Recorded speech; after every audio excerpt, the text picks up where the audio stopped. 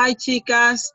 Let's talk about future tense. See, this is the third period of the today's day number 9 in your Spanish 112, Summer 03, Elementary Spanish 2, and this is the plan that I wanted to share with you regarding what we are going to be doing today. As I said, we're going to working on el futuro, see?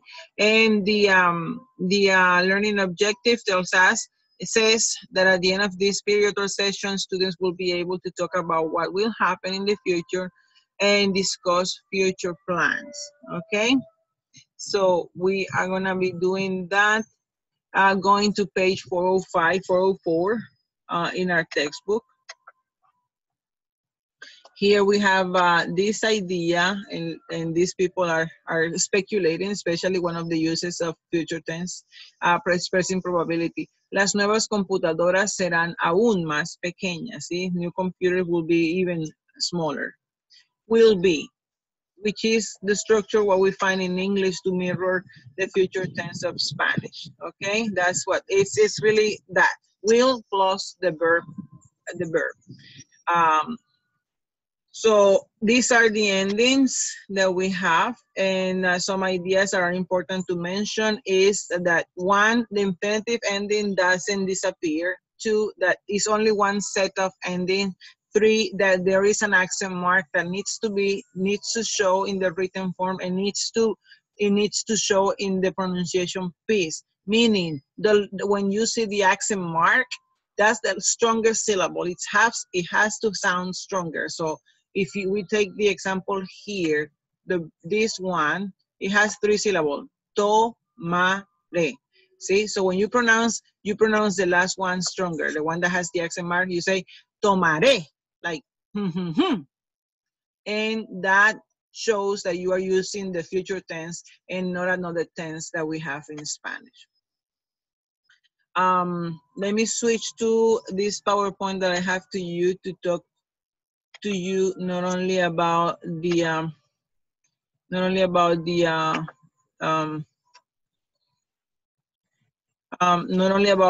tense, but what ideas we convey with this one.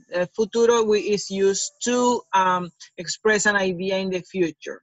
In the future, not in the immediate future. For that we use ir plus a plus infinitive. Voy a comer, vamos a trabajar. For the future, we use the future tense. So estudiaré mucho para mi examen is an example. I will study a lot for my test.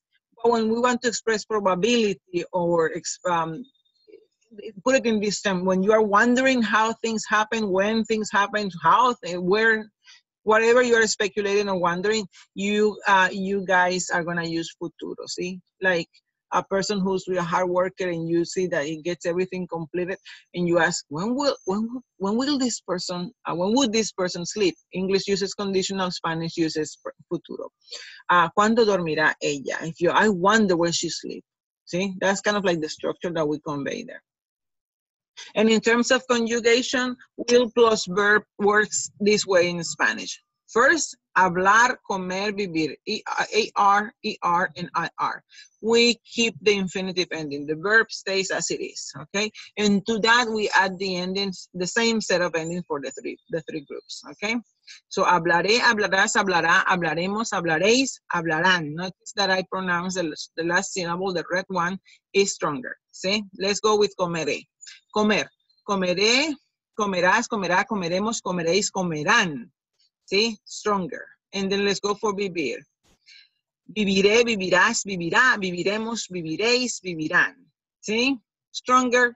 The red one, it has to show in written form. It has to show in terms of oral production when you're pronouncing them. See, and irregularities happen this way. I put them in groups because they have patterns. The blue group, the red group, and the green group, okay? So the first group, the blue one, the guts of the verb disappear, and you can end up with only three pieces of the word. See, did, are. See, did, are. So when you conjugate these two, this dir and are your stem. You just add the endings that I show you in the last slide. So diré, dirás, dirá, diremos, dirán. Haré, harás, hará, haremos, harán. Now let's continue with the second group, the one in red. What happens here is that the ER, the E in the infinitive ending disappears. That E disappears, okay? So we have abr, podr, ker, and sabr. That's the stem you're gonna work to put the endings that we have already studied for future.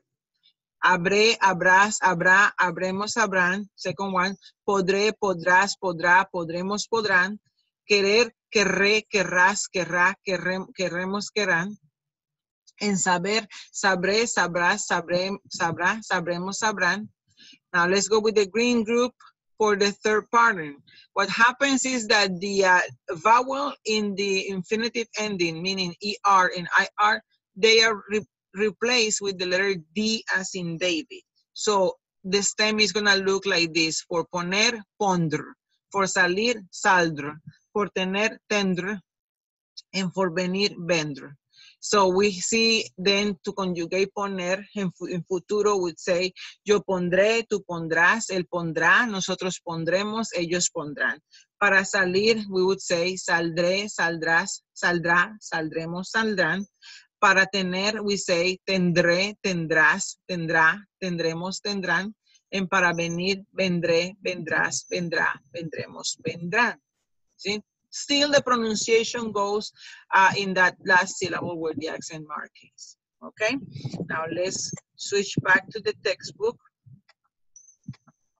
And we see that all these ideas I have already mentioned to you. See, probability.